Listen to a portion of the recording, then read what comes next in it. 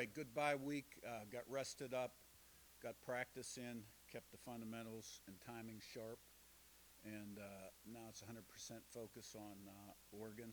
Um, Great opponent, great team, a lot of great players, extremely well coached. Big, fast, athletic, physical, depth.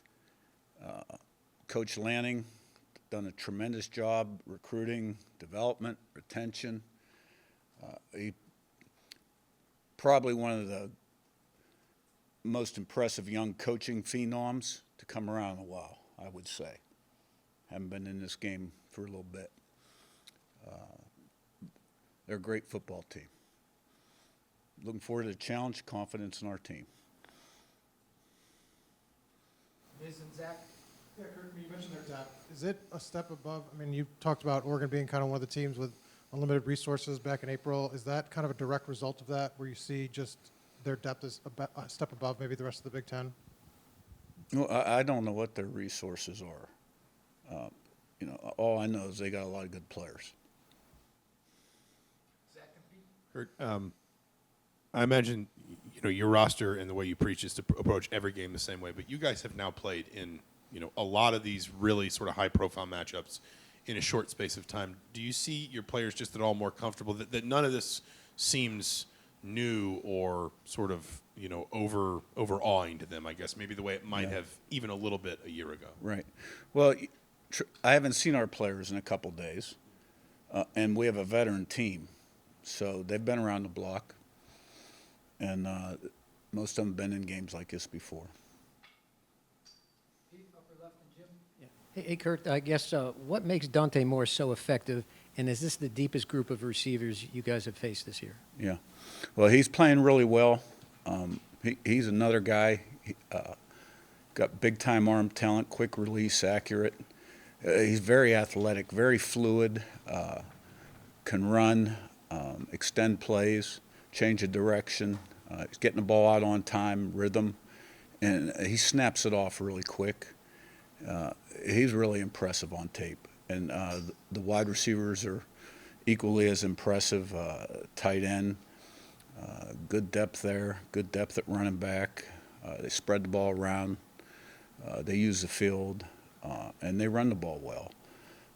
So as he's played more, you can see he's building on his success, confidence, belief. And, he's one of the great quarterbacks in the country. There's no doubt about it. Jim in front, and Daniel? Curt, you've dealt with the travel to the West Coast before with UCLA. Obviously, this is a much better team in Oregon. Does it matter if the game's earlier in the day, later in the day, and how you mitigate that travel? More no than yes, but a little bit. We're going to get out there slightly earlier than we did UCLA, but it won't be by much.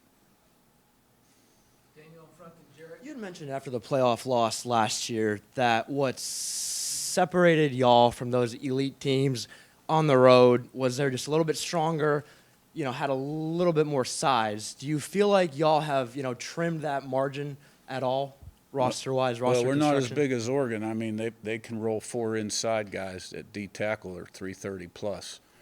I mean, they got big people in there. I guess we're going to find out this week. But what I would say about Ohio State and Notre Dame, you can dwell on the line of scrimmage, but I don't think we won the battle at any position in those games.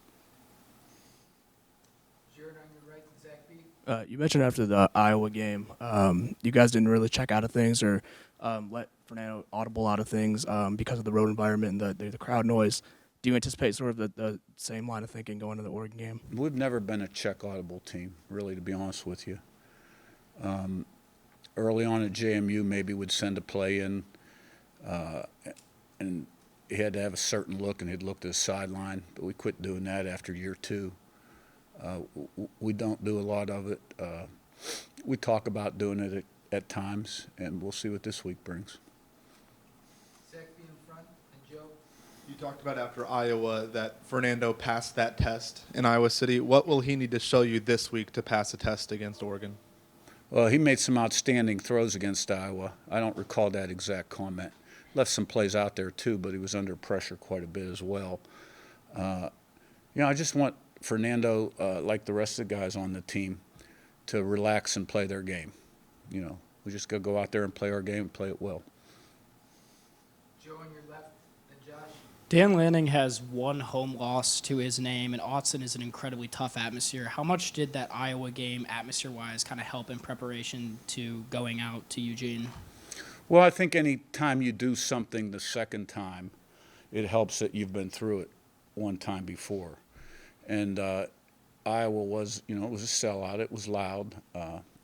So to have that kind of preparation going into this game will help. Josh on your right, and Will. Coach, do you think that travel from last year to UCLA, you said you're keeping it mostly the same. Do you think that helps the guys who are returning and some of the guys who came in, that they can combine together to figure it out? There's not much to figure out. I mean, that's what we do every game. We get in about the same time in the evening, and we've got our routine. And it's just the way I like to do it. Will on your right, then Zion.